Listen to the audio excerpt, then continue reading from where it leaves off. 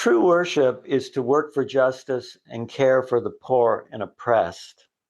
I get tired of hearing people say how wonderful that is, what we do. Lots of times it's not wonderful at all.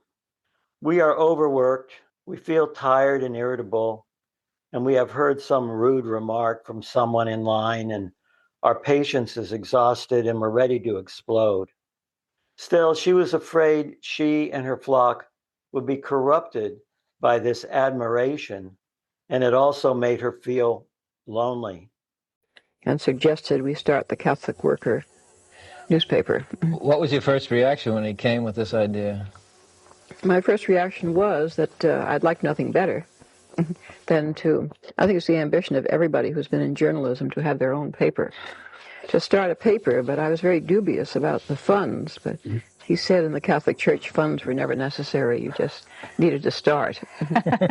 And we found it worked that way.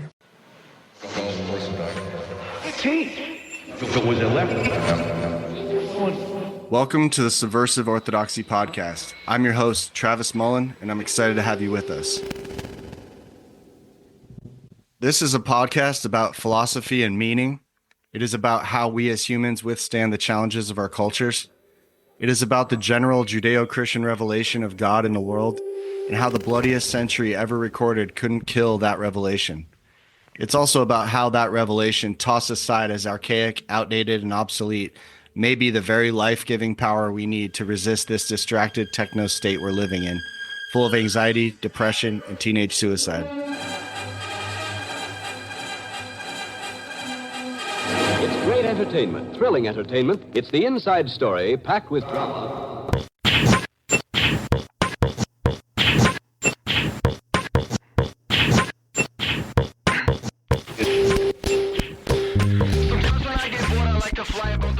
Meanwhile, they love their family and they love their community and they have wonderful feasts with their minimal amount of food. Yes, and Dorothy Day understood that paradox, so perfectly. I mean, she saw it every day, and so when she got invited to the Waldorf to meet with Evelyn Waugh, her Catholic worker friends made fun of her, and she went anyway, but brought them as long as they could get a meal at this local spaghetti house instead. And it's just these great stories that dramatize this paradox.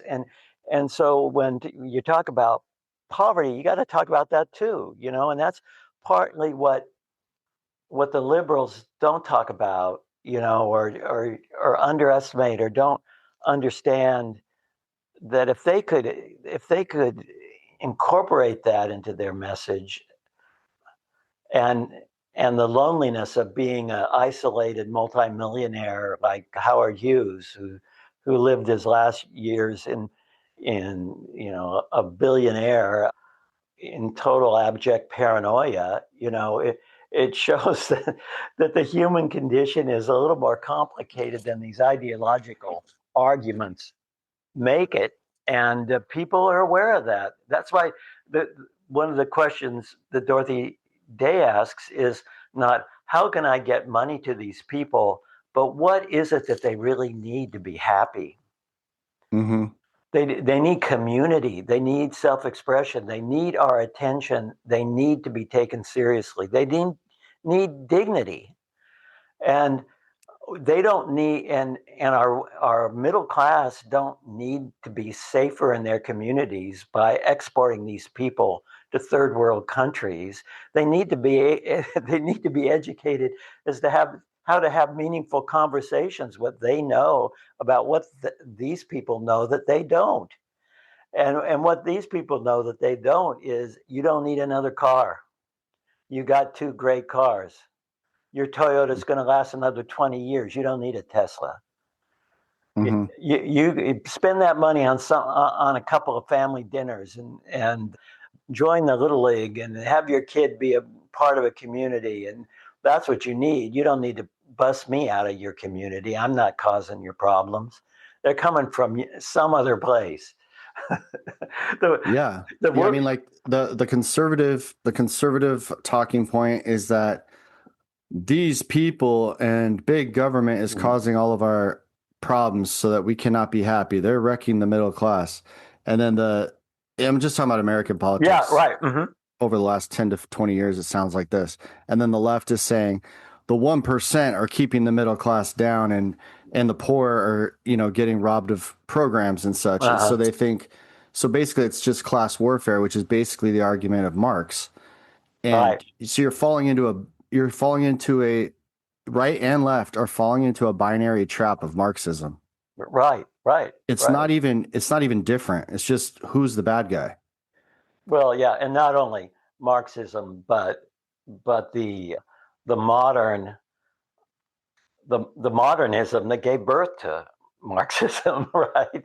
Yeah, that was something I was struck with when I read you hear during like 2016 or 2020, like, oh, so and so is a Marxist, and I'm like, I mean, I'm familiar with it, but I need to dig in, like, what is Marxism? So I go back and read the Communist Manifesto on audio, and I'm like, wow, it comes down to the whole book is pinning two groups against each other. Yeah. Period. Yeah. There was nothing else going on. And I'm like, they're both doing this. Yes. This is just a power over the people tactic by gaslighting. Yeah. Making it that simple. Yeah. Like, everything's binary. You need to get on one team or the other. That's what they do. And that's why Dorothy Day and Wendell Berry they're anti-political, because they won't fall into that binary Marxist trap, Marxism as a technique. Yeah. Trap of, like, there's two options, get on a team. Yeah. And Jesus won't either. Yeah. And I won't either. Right. This is what our country has fallen into, and it's actually it should insult your intelligence. You should feel insulted. Well, and but it's also a point of a call to reflection, because we beat each other up, we beat ourselves. Well, what's my view on this? Yes or no, and we got to sort of remind ourselves, look, I'm probably putting the question wrong. It's probably not either or. They're probably both wrong and right to a degree, and I have to think, like Dorothy Day writes in her journals, of look at myself from both sides and say, what is it that I'm being called right now to respond to, and have a prayer life and have a reflective life. That's all part of what an anti-political politics would look like, rather than a political religion, of either the right or the left. Mm-hmm. And so here's something I noticed too in your book. I wrote in the margin, she had rhetorical style like Trump. Like, she could have battled with him pretty beautifully. Yeah. Like, how everything is a superlative with him? Yes. She had the wit to, like, probably undercut that with the most snarky comment possible. Like this one. Okay. So she says, it's in your book on page like 90, at the turn of page 90, the fact that we have, quote unquote, the faith, this is her talking. The fact that we have the faith, it's in the context of arguing against nuclear future. Yeah. The fact that we have the faith and that we go to the sacraments is not enough. Quote unquote, she's making a quote of Jesus. In as much as you have done it to the least of these brothers of mine, you have done it to me. With napalm, nerve gas, hydrogen bomb, our new look. Oh. Holy crap. Oh. The tartness of this remark reveals that Day was avant-garde in her rhetorical style, innovative in her analysis of the sources of poverty and suffering amidst progress, but orthodox in her commitment to the Catholic Church and in her defense of the Beatitudes. I mean, talk about a badass lady, man. Yeah. She just said that to that culture that's like all about the race to nuclear arms. Yeah. And dropping napalm in Vietnam. Yeah. And So now we're trying to get rid of all the bombs that we, you know. Well, I'm sure that the history that created it is complex, but boy, her rhetoric is well taken in that speech. Yeah. and then another quote, or not a quote, but you analyzing her talk Right. here. And in the margin here, I wrote, "Yikes, Amazon." Mm-hmm. This one sentence. So it's talking about distributism, Mm-hmm. giving communities and individuals more capital and more business in their local communities. It's the Mm-hmm. opposite of Amazon. Yeah. So it says widespread ownership of property is the only check democracies have against the centralized state and monopoly capitalism. The only social force powerful enough to support local government, preserve local traditions, and keep communities self-sufficient. Mm-hmm. Large-scale industrial economies work against human happiness by making everyone economically dependent on people and forces they do not know and forces they can't control. Yeah. I mean, you wrote that 20 years ago, so that's crazy. Yeah. That was before Amazon even had a foot in the door. Well, they probably had a foot. Yeah, maybe, but not like now where basically people don't have to leave their homes. I want to move on to another question. Okay. All right. Well, in that first question, it was how she was both and, on a lot of things. Yeah. The conservatives would identify with her like sense of personal responsibility and her pro-life convictions, but they don't really like her voluntary poverty and her refusal to separate the dignity of the unborn from the dignity of the worker and the immigrant and the prisoner. So that's as relevant as ever. Mm-hmm. Well, and then progressives would identify with her activism and her solidarity with the marginalized, but they don't really want to take her daily mass or her submission to the church authority or her insistence that personal conversion precedes social transformation. Yeah. That she values, like, what will cause social transformation is personal conversion. Yeah. Which is her, a Catholic evangelistic muscle. She thinks this is good news to everybody. Yes, it's interesting that she's able to stay, in that tension, because for her it's a creative tension. Because I think it's a creative tension for her because she's a writer. Mm-hmm. She saw herself as a journalist and a writer. She's a student of Dostoevsky and Tolstoy. That tension is more of a creative tension in Dostoevsky. In fact, that's the soul of his work. Tolstoy was more of a Christian anarchist, but it raised the tension between nonviolence and social development. He saw the Russian middle class as kind of caught within on their own petard of success that alienated them from the very values they professed, and wrote those wonderful tragic comic works.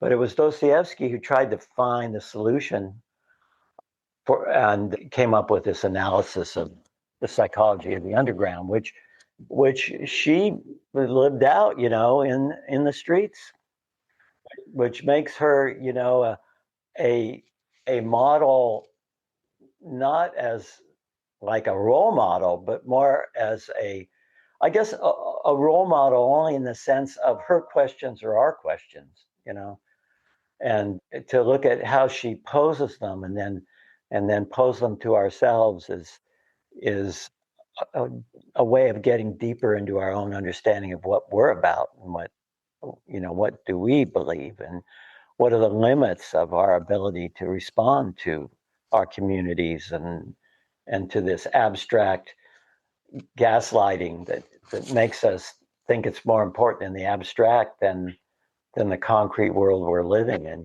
that kind of alienation. Yeah. One of the most radical things that she did was to stay, in one place for so long. And most people would think like you need to build a platform. She should have written a manifesto or created a giant movement. it's kind of the way the modern people think and the way we write books and such. But her, kind of like Jesus, started a little movement, and it became movement. And now there's like 200 Catholic workers houses around the world. But I mean, that's not that much, but it's been like Mm-hmm. definitely a steady, slow burn witness to the world of what she Mm-hmm. was building. She Mm-hmm. stayed in one place among one people for 5 decades in actual poverty. Mm-hmm. And so in our times, where a lot of people in business or faith or church influence, whatever, people are trying to measure reach, audience size, institutional size. What is her, theological back? What do you think she's really thinking with her kind of stubborn, local, unglamorous fidelity? Like the presence itself is her political activism. Yeah, Or how do you think she understood it? well, nowadays we talk about scale, right? How do you scale your your three friends into 3,000 friends by putting Mm-hmm. your conversations on a podcast or something? Yeah. and and that was not she had scaled up her soup kitchen, to 1,500 people. I mean, that's enough for any human being. I mean, and then the growth of the various Catholic worker movements, Catholic worker houses, could for her, I guess there was a kind of, you know, faith that these things find their limits, and then they end, or they transform themselves into other questions. And she had enough of a sense that of of destiny and calling and vocation and faith that it wasn't really up to her to decide how big this thing gets. And that's, I think, gives her that courage and that ability to withstand the long loneliness that Mm-hmm. that is the human condition, and not reach out for some quick superficial fix that turns out not to be a fix at all. And so, Yeah. I, It says another question, another version yeah. of that question is, what is her model of, the way she was committed? What does it say to this generation of people who want to be faithful to, loving their neighbors and serving the poor, who want to make a change in the world, but haven't, deeply committed to a place or a neighborhood or a specific set of people? Like what does her model say to that generation that doesn't really know how to be so committed to a place? Well, here I think I got a quote here for you that might help. I feel this a lot because I've moved 3 times and now I'm in the suburbs where neighbors don't even know each other. Yeah, It's definitely a unique challenge. Like her model, I mean, just her example yeah. is it's hard to follow, but I think what I would do with it is just pay attention to what's in front of me, is what she would tell me. Yes, and here's a quote from the David Brooks's essay, and this is from The Long Loneliness, that he quotes from her.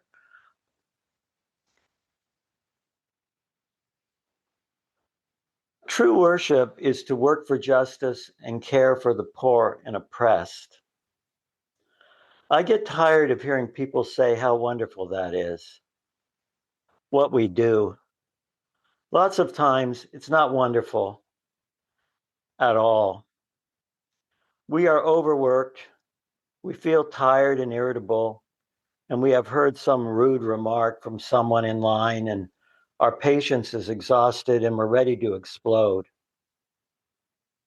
Still, she was afraid she and her flock would be corrupted by this admiration, and it also made her feel lonely. Surrounded by people almost all the time, Day was often isolated from those she loved. Her family was estranged from her, mystified by her Catholicism. And after her first husband, she never loved another man and remained celibate to the end of her life. And here's a quote from Day. It was years before I awakened without that longing for a face pressed against my breast, an arm around my shoulder. The sense of loss was there. It was a pure price that I had to pay. It's not clear why she felt she had to pay that price to bear the loneliness and this chastity, but she did. Living in the hospitality houses, going on long lecture tours, meant being away from her daughter Tamara, and it took her hours to get to sleep. She missed her terribly, unhappy every night. So that's the human condition. Yeah. of someone who, is answering a call, but what do we make of it? That's why we should read her and think about her and make our own choices in terms of the demands being made upon us. Yeah. It reminds me of, like I said, Wendell Berry in the local, Yeah. what is actually in front of you, not what's in theory. Yes. And there's a book I think we've mentioned on the podcast again in this same context. I think I mentioned it before. There's a book called The Subtle Art of Not Giving an F, like an F-U-C-K. Yeah. And that guy, he's just writing this cantankerous argument that like, oh yeah, you're so concerned about the people in this country and that country and this country and that country. Yeah. How about the person's right in front of you? Like, do you care? Like, that's what you could actually help. Yeah. And it's just a great argument because we can hide behind concern. We can hide behind our own complacency by pretending we're so concerned about things that we can do nothing about. So we have no way to prove if we actually care. Yeah, that's exactly it. What is the question that I'm distracting myself from that needs to be answered by me? What is the responsibility that's calling right in front of my face that I'm avoiding because it's more interesting I'm more interesting to myself if I have a larger question. Yeah. Like, Dad, I don't want to mow your yard. I want to go help these people in need, Yeah, you can mow your own yard. My dad's like, wow, you did all that work on a mission trip. That's cool. Can you help me out here? I'm like, no, Dad, I gotta go help other people. Yeah. Because I get to look cool like I'm helping people. Yeah. If I do it quietly here at home, then no one sees me. Yeah. It's kind of interesting. Yeah, that's that quote from the Brothers Karamazov about, love and dreams is always more attractive than love and action. Yeah, that was her most influential quote, it sounds like. Yeah. And Zosima's idea of the responsibility. Yeah. Now on to another question. This one has to do with like personal conversions as the most disruptive force. Mm-hmm. She consistently said that personal conversion and personal responsibility were foundational, that you could not replace them with policies and programs or institutional solutions. This is a very powerful view of hers. And I said, it sounds like a conservative talking point until you realize she meant it so seriously that it led her to live in poverty, go to jail, and serve the poor directly for 50 years. Yeah. That's where it loses its conservative talking point essence if you're actually going to do it. It loses its talking point. Yeah. What is she actually saying about the relationship between transformed individuals and a transformed society, and why does that challenge both sides, like progressive like faith in programs and conservative faith in like culture wars and dominance? I don't know exactly the answer. I'm just asking you if we can. Well, I think the when I think it's the question when you're looking at some of these figures and some of these writers, what price did they pay for this? Is this just some sort of show that you're putting on about what, I'm pretending to be a saint when you're not paying the price for the ideas that you're uh, espousing, or what what what is the consequences of this? And there's a sense that that that's part of whether or not you believe people isn't just the logic of their arguments, but where did these values and arguments come from? What price have they paid to hold this view? Not that we just want to agree with the people that have suffered the most, but it's a little bit suspect if your argument is self-interested, right? There's already we already have this human prejudice toward personal survival, but there's probably another sort of social calculation in a capitalist world where you don't want to admit to the defects of your product, right? You buy a marketer to teach you how to avoid saying things that might show that there's an imperfection here.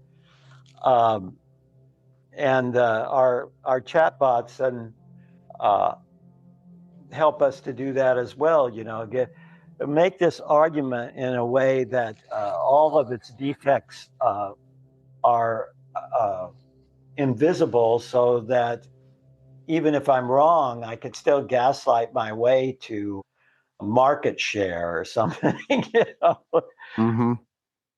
And she's just the opposite of that. That's and her witness is not in videos or TikTok, but in books. She want to be a journalist. I imagine today she might have a podcast or a TikTok channel or something, but it would, it wouldn't be as slick as some of the ones that we think of as being successful. It would probably be more like her journal entries.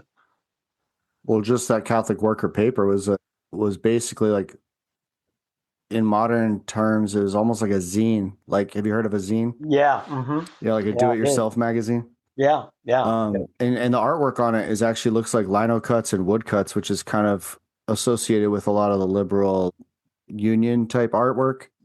Well, yeah, and protest and I don't type know artwork. I don't know whether the unionists got it from her or she got it from the unionists, but it certainly has the feel of a 30s, or 20s. Yeah, those old wood cuts are really cool. Pamphlet or something. Yes. Yeah. Yeah. So this is, what is the thing that she's saying is deeper and more demanding from the left and the right? So the progressive view is kind of like the system is bad. Systemic change is the primary goal. Mm-hmm. And to really simplify, you hear most arguments coming back to the system, or everything's corrupt, or everything's wrong.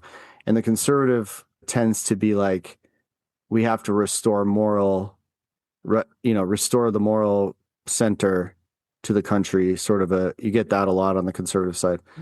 But she seems to be evading both of those, something more demanding. So they both, I think the deeper demand she's doing is that you can't do that. You can't just pick a side and blame the other. Mm-hmm. That's what I'm not going to let you get away with.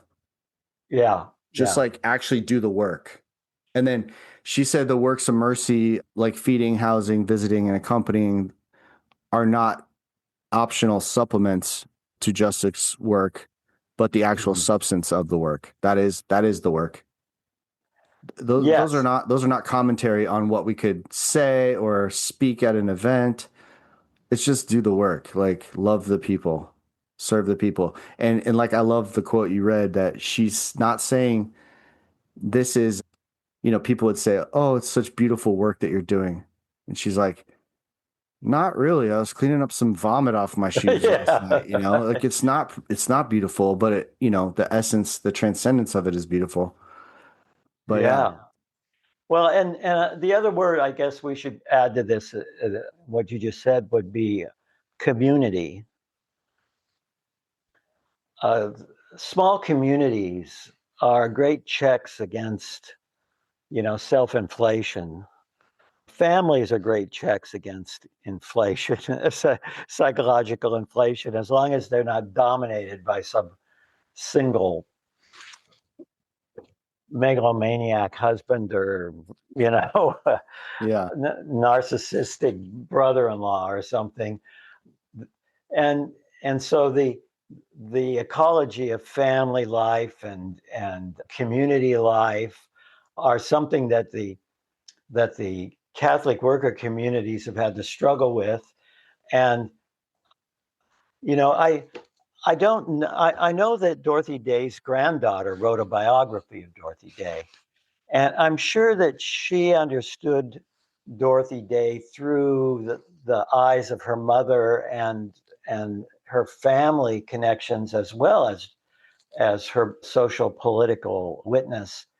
And I haven't read it, and I have to read it now because I want to know, what how her granddaughter read her, Oh because yeah, that'd be cool. I think that it would be very eye-opening.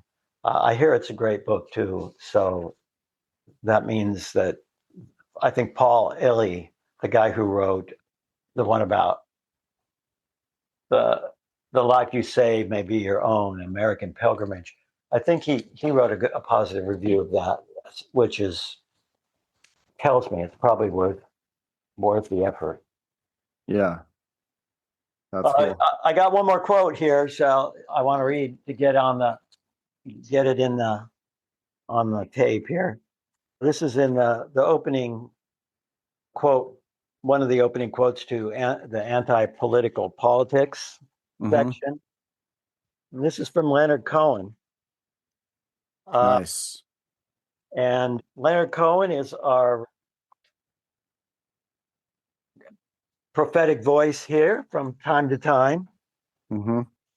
And this is the one that speaks directly to Dorothy Day's writings. What is the expression which the age demands? The age demands no expression whatever. We've seen photographs of bereaved Asian mothers. We are not interested in the agony of your fumbled organs. There is nothing you can show on your face that can match the horror of this time. Don't even try. You will only hold yourself up to the scorn of those who have felt things deeply. We've seen newsreels of humans in the extremes of pain and dislocation. Everyone knows you're eating well and even being paid to be on television. You're playing to people who've experienced catastrophes. This should make you very quiet. Speak the words, convey the data, and step aside. Everyone knows you're in pain. You cannot tell the audience everything you know about love and every line of love you speak. Step aside and they will know what you know because they know it already. You have nothing to teach them. You are not more beautiful than they are. You are not wiser. Do not shout at them. And I thought that was such a wonderful information. It's part of an essay he wrote called "How to Speak Poetry." And Yeah. and if you've ever been to poetry readings, you know how there's a certain rhetorical cadence in some poets that is is more dramatic than the words deserve. Yeah. and Dorothy Day is someone whose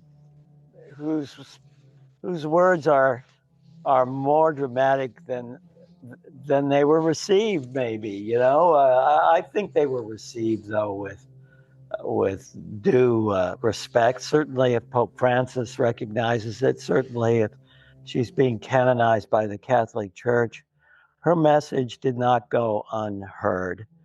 And our honoring her today, and maybe in 2 podcasts, is small potatoes in the big scheme of the Dorothy Day legend, but it's well worth spending the time on, I think. She, we didn't speak much about her abortion or her past, other than in the bio. But here's the last one of the last 2 questions here. Okay. What she did with her own wreckage. Dorothy Day came to faith carrying an abortion, broken relationships, and a past she could not erase. She wrote all of it down rather than hiding it. Her regret over the abortion was real and lasting, and she never minimized it, and it became part of the interior gravity that drove her toward the poor and the vulnerable for the rest of her life. She's among the most credible Christian witnesses of the 20th century precisely because she didn't present a cleaned-up version of herself. What would you say, or what could we say, her trajectory says about the church in general, that typically will weaponize people's pasts or quietly exclude them out of shame by curating respectable testimonies and stories? Or, how we can do that in our daily lives, like edit our projection into the world, curate, be ashamed of our failures and sins. You got it exactly right. It makes her more credible.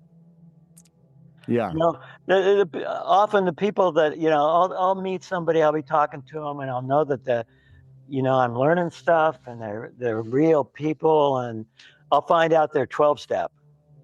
So many times I find out that the people that really have something to say have been through 12-step or in 12-step, and they have a kind of authenticity and a credibility of somebody who's been down and out and up and out again, and they realize they're vulnerable. They don't assume that they're invulnerable, or that they've made it, or that they represent a class of people that I want to aspire to, or I should aspire to, and they are so spiritually affirming in a way, people that you could trust in a way, a friend, a potential friend, when in a world of people that are performance artists and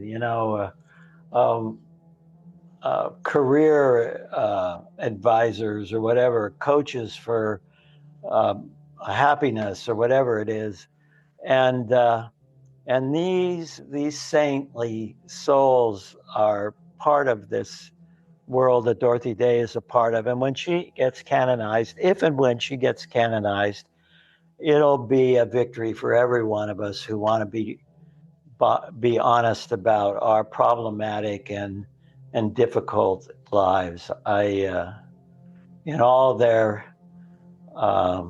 complexity.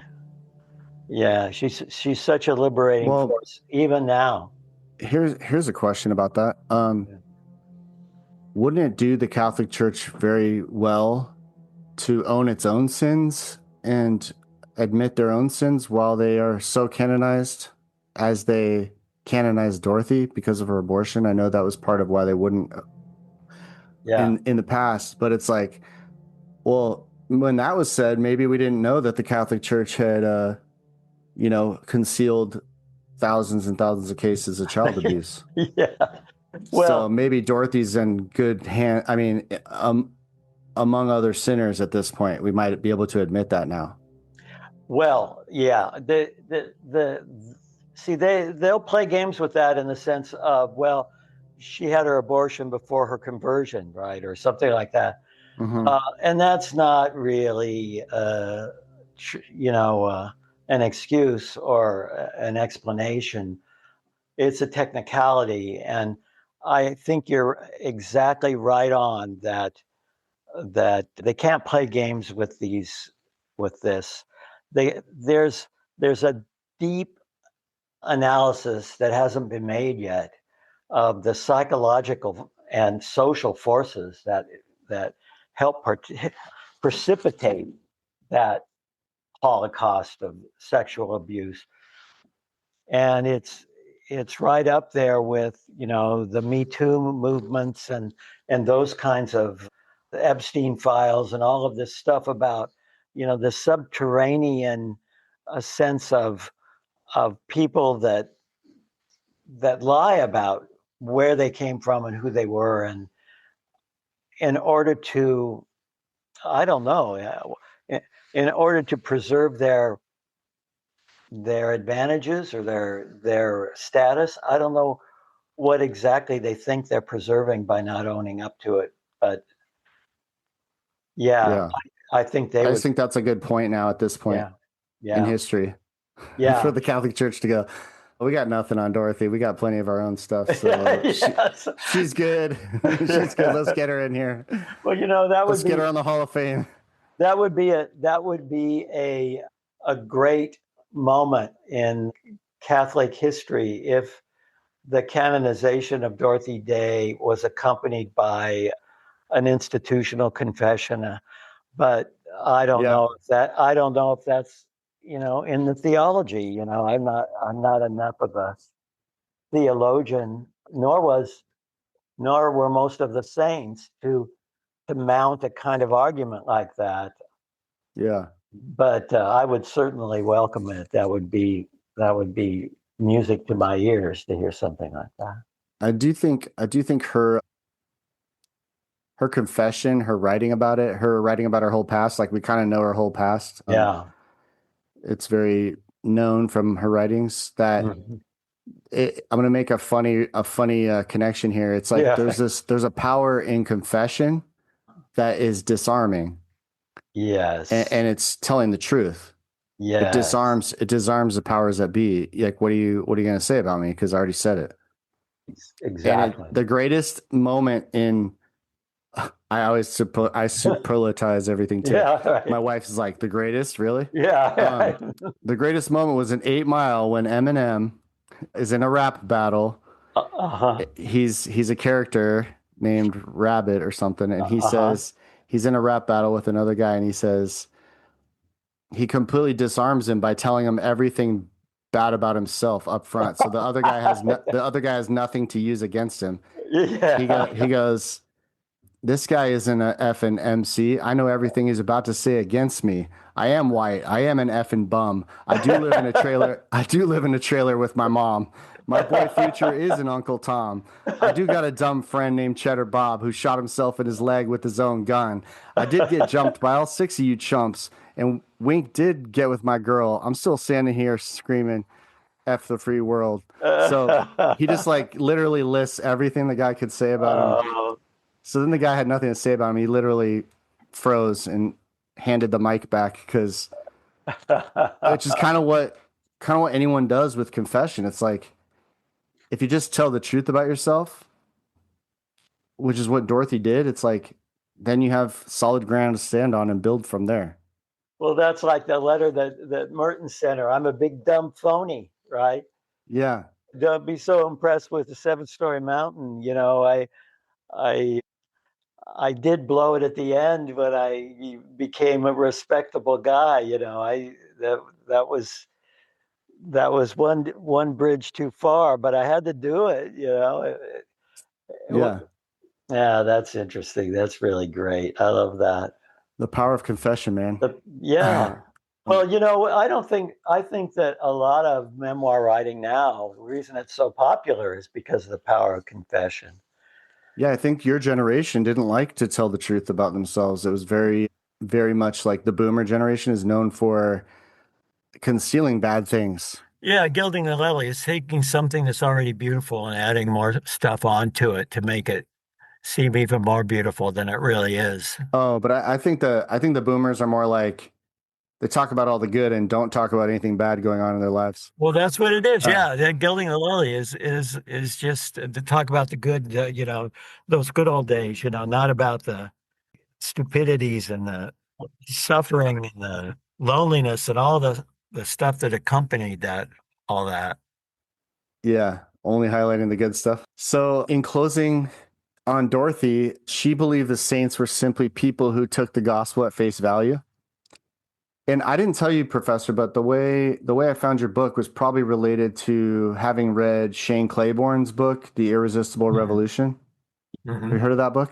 Yes, I have. He references Dorothy Day a lot as a huge influence. Hmm. So I learned a lot about her through that book, actually. And a lot of that was about taking the gospel or even the Sermon on the Mount at face value and actually doing it. Hmm. So he's like, Hmm. Shane said something in that book where he said, he was in some homeless shelter or retirement home for people on hospice, maybe, or something like that. Hmm. He's Hmm. just this crazy, brash German guy. And he's like, how did you end up here? He's like, I read the gospels and then I decided I needed to do this. Hmm. And Shane was like, oh, really? How did you come to that decision? He's like, I don't know. I just read the gospels and that's why I'm here. Oh, hey, so-and-so, old man Roberts has shit everywhere. Like he actually says that. Like the guy interrupts his conversation and says that about one of his patients. It's just like the Wow. funniest story. He's like, what do you mean? What do you mean? How did I make the decision? I read the gospels. Yeah. It was very powerful. I had plenty of seminary to shield me from that, so I didn't have to actually Yeah. do the same work. But no, Dorothy has a quote about that where she said about complacency, or we must talk about poverty because people insulated by their own comfort lose sight of it. Yeah. Wow. That Very quote, good. That's she packed a great. lot into one sentence. We Yeah. must That is, talk about poverty because people insulated by their own comfort lose sight of it. It's a very true it, statement. it's not even there. It's not, if it's not in my consciousness, it doesn't exist. Yeah, and if you're in your nice clean suburb and you see some homeless people, then you're like mad. Yeah. Like rather Get them than, out of here. I don't want to be reminded of that. yeah, that's violating my insulated comfort. Yeah. Yeah. So Well, she part of that also is overlooking the suffering of the people around you. yeah, and yeah, the stuff you can't see. Yeah. That Yeah. that's another angle of that too, which is like there Yeah. is suffering right in front of us that we don't even know about if we're not knowing people. Right. If we're so self-absorbed that doesn't even cross our minds. Yeah. It- That's maybe another version of that sentence could be written about the we're also isolated by our comfort to not know what people are going through. yeah. Yeah. So in the sense that she believed taking the idea of taking the gospel at face value, like Jesus is good news, so I'm going to act on it. She built her entire life around that premise, concretely, without abstraction or deferral. So no excuses, just how can I actually Mhm. live like this? Yeah. Yeah. What is a one thing about how she actually lived that you find hardest to dismiss? And what would have to change specifically for you to take it seriously? Hmm. I mean, I think the question should be hardest not to dismiss. Yeah. Yeah. That's better. What's the hardest? What's the one you want to dismiss the most about how she lived?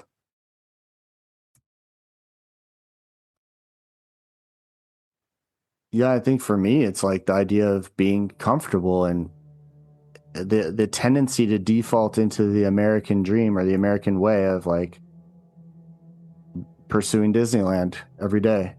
Yeah.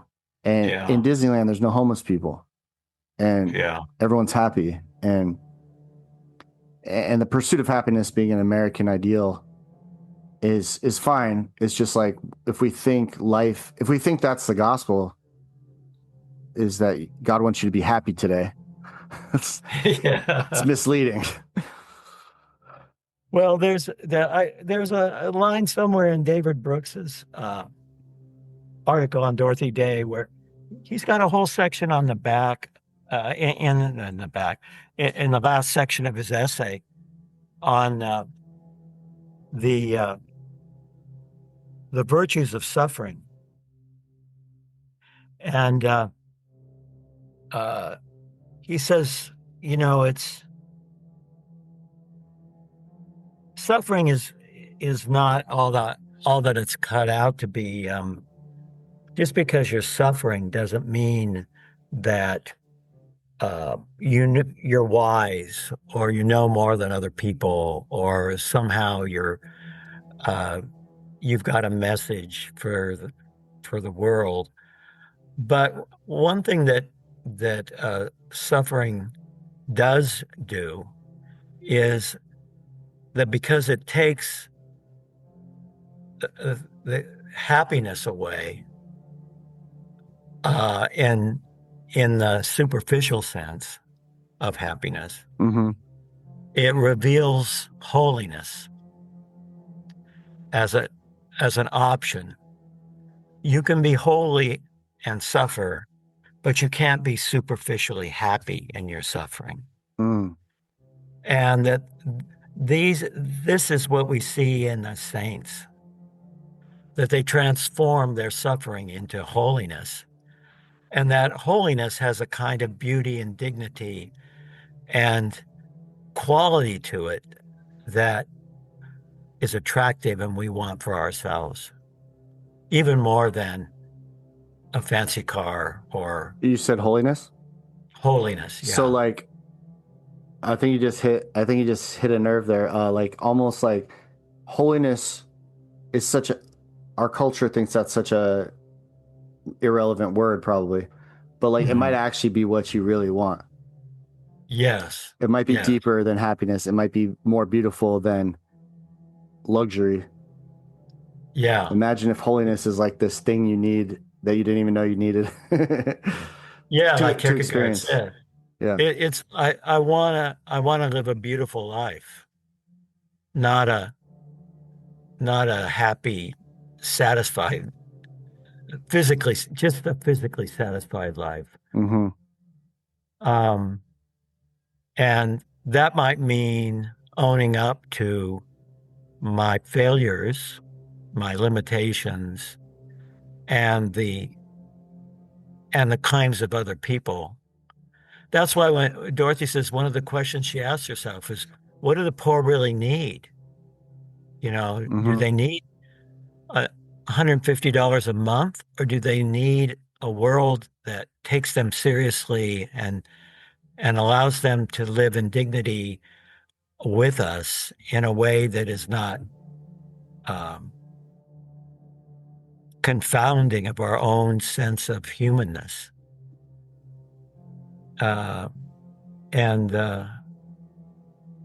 an interesting question. That changes your social calculus in terms of your politics and your, what you do with your time and your money and your attention, how you look at the poor. Yeah. And that was sort of what she stood for. But yeah, those are really profound questions. A lot of religious folk maybe are too hard on themselves in the sense of, wanting to give so much of themselves when God doesn't want them just to give, but to express and celebrate themselves as well. And so you can't really know ahead of any one particular life circumstance, whether God wants them to come out of their shell or go back into it. Right? Yeah. But she was also very outspoken and challenged the powers that be with as you put it, a little. How did you put it? Not that she was that she was stubborn. I think Yeah. that was the word you used, with her sense of righteousness, um, and uh, that's something else we can learn from her. Not to necessarily back down from what you see as right until you yourself have seen the limits of it. Or Yeah. yeah. I didn't get to tell you yet, but I mean, we can end on this little story. I had my buddy Jim Mullins and I were gonna do this kind of riding road trip like Kerouac. Oh yeah, yeah. Tell me, Yeah. yeah. To the Midwest, kind of like barbecue cities and towns. And Uh-huh. he was working on something for barbecue in theology, and I'm trying to work on my Disciples Anonymous book. And we ended up canceling that. We're just going to go to my parents' cabin and do it. It'll be a lot cheaper, and we'll be able to write a lot more and do some hikes. But in doing that, though, I had scheduled a call with the Berry Center, Wendell Berry Center. Uh-huh. And I ended up getting to talk to the director of operations, Ben Aguilar, who's he's basically running the center. He's like an operations leader of the center, and he was really great. We had a great conversation, and oh, good. I did get to ask him my question. Like, if I ever got to interview Wendell Berry, here's what I would ask him: is like, where the hell did you get the fortitude? Yes. And the stubbornness? Uh-huh. And he goes, I can answer that. I know exactly what he would say. And then he goes into this description that you'll know exactly what word comes to mind as he describes it. He says his family, his community, his upbringing, his father, his brother. You know what word? What's that? You know what word I'm thinking? Wendell Berry's word? The membership. God? The membership. What? The membership. Oh, the membership. His concept of like a local community. Yes. So he said that's where his fortitude and stubbornness came from. He's like not going to give up his community easily. Yeah. Yeah. They all matter to each other, and all their jobs are dependent on each other's jobs. Like none of it is imported from Amazon and all that, like their local economy is real neighbors working for each other. Yeah. I thought that was super cool. Yeah, that is very good. And Dorothy's reason for her fortitude and stubbornness might come from a different angle, but she ended up with some very similar heels in the sand as Wendell Berry. Yeah. Which I'm looking forward to. Let's see the order. Prelude to the next ones, guys. I think it's Merton. Yeah, Merton's next. Mm-hmm. And then MLK, E.F. Schumacher, and then Wendell Berry. So this is getting into some of my favorite territory. Yeah. I'm really excited about all of them. I mean, I don't know the depths on MLK. I have read parts of Letters from Birmingham Jail. Mm-hmm. I have not read much else, like, just through secondhand. Okay, knowledge. It's a long book, but for me, it really opened my eyes to aspects of the civil rights movement that I had no idea about. And that's Taylor Branch's book, The Parting of the Waters. I think that's the title of it. It won a Pulitzer Prize, and I think the subtitle is America in the King Years. And it talks about The Parting of the Waters. Say it again, of the author. The Parting of the Waters, America in the King Years. Who's the author? Taylor Branch. Okay. And he won a Pulitzer for it. But it goes into the precursors and where King came from and his church and what was happening among him and his friends and the politicians in Washington. And I mean, it really details of things that make what's happening today make more sense. Because this crazy backlash has its roots in American history. Yeah. Go back to the origins pretty much. And he gives a wonderful overview of how revolutionary that time was in some ways. Yeah. Cool. And I'm really excited about Wendell Berry, and I'm really excited about E.F. Schumacher because he wrote some profound things about local and small economies that is very exciting. And it's very relevant today to like the farmers market, CSAs, meat co-ops. So I'm hoping that in this apolitical politics section, we can help our audience learn about a lot of things where they can get more connected to smaller local economies too. That would be our way of kind of spreading that word of distributism and acting it out. Yeah. Because it's something I definitely believe in, but I feel like it never got the traction it deserves. Yeah. Yeah. It's like one of the greatest ideas. And it's not, Wendell Berry said it's not anti-capitalism. I think it was Wendell Berry that said it. It's not enough capitalism. Yes, right. Exactly. Capitalism spread to too few people is what capitalism is right now. It needs to spread to everyone monopoly. Owning their businesses. Yeah. So. Okay, Travis. Well, good talking to you as always. You I too. got to see if my phone works now. Cool. Well, thank you so much, Professor. All right. Adios. Adios. Thank you for listening to the Subversive Orthodoxy podcast. I hope today's conversation stirred something in you, whether you're a skeptic, a believer, or someone on a deconstruction journey. Come with us as we keep exploring what it means to seek meaning in a dehumanizing age, guided by prophetic voices who wrestled with faith and doubt, paradox and nihilism, because a prophetic imagination rarely speaks from the places we expect. It doesn't stay locked up in pulpits or seminaries.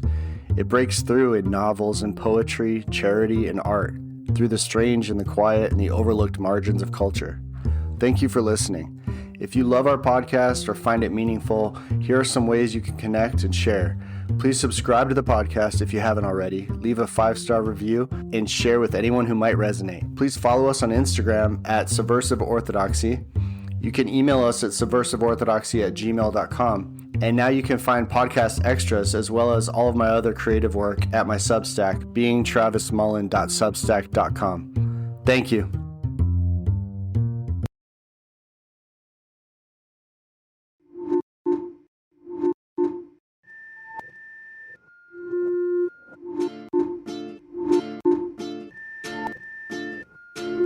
Spiritually, I wanna jump off a cliff without a parachute, like I'm high on cannabis, and skip through fields naked, like I wonder if I could drift. This has been the Subversive Orthodoxy podcast with Travis Mullen and Professor Chesty.